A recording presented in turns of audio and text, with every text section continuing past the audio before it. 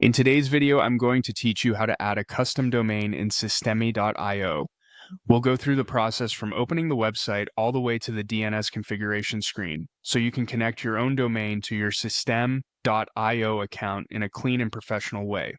To begin, open your browser and go to Systeme.io.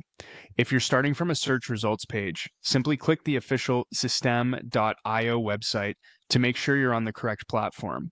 Once the homepage loads, look for the sign in button and log into your account. After you're signed in, go to the top area of the dashboard and click on your profile icon. This will open your account menu. From there, select Settings.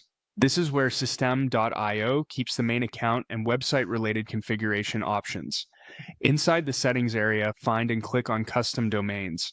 This section is specifically designed for managing the domains you want to connect to your account.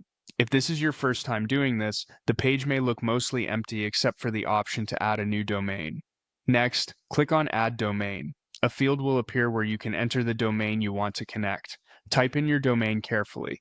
Make sure you enter the correct domain name exactly as you want to use it, since even a small typo can prevent the connection from working properly. Once your domain is entered, click Save.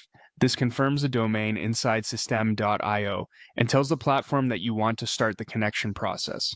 After saving, you'll be taken to the DNS configuration for your domain.